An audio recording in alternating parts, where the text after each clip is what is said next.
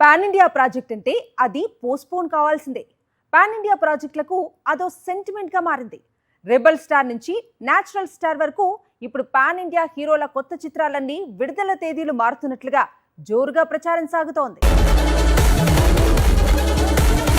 తెలుగులో తెరకెక్కుతున్న నాని చిత్రం పారడైజ్ కు, కన్నడలో తెరకెక్కిన యష్ న్యూ మూవీ టాక్సిక్ కు ఏదో కనెక్షన్ కనిపిస్తోంది. కనెక్షన్ అంటే టాక్సిక్ లో పారడైజ్, పారడైజ్ లో టాక్సిక్ యూనివర్స్ అని కాదు. ఈ రెండు చిత్రాల విడుదల తేదీలు ఒకే సమయంలో లాక్ అవుతున్నాయి. యష్ నటిస్తున్న టాక్సిక్ తొలుత మార్చి 19న విడుదల చేయాలి అనుకున్నారు. కానీ ఇప్పుడు ఆగస్టు 26న విడుదలవుతోంది.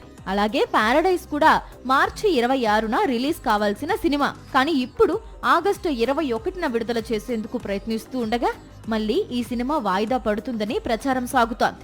అందుకు టాక్సిక్ ఒక రీజన్ కాగా, సినిమా చిత్రీకరణ ఇంకా పెండింగ్ లో ఉండటం మరో కారణంగా తెలుస్తోంది. ప్రస్తుతం ఈ చిత్రాన్ని సెప్టెంబర్ లో విడుదల చేయాలనుకుంటున్నారట. ఇక ఆగస్టులోనే విడుదల కావాల్సి ఉన్న ప్రభాస్ కొత్త చిత్రం ఫౌజీ అసలు ఈ ఏడాది విడుదలయ్యే అవకాశాలే లేవని తెలుస్తోంది.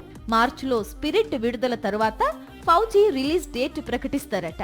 విజయ్ దేవరకొండ కొత్త చిత్రం రణబాలి కూడా విడుదల తేదీ మారబోతోందని టాక్ వినిపిస్తోంది. సెప్టెంబర్ 11న విడుదల కావాల్సిన రణబాలి ఇప్పుడు కొత్త విడుదల తేదీ కోసం చూస్తున్నారట.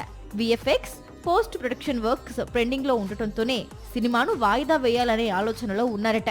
సాక్షి టీవీ ప్రసారాలను నిలిపివేయటం చట్టరీత్యా నేరం.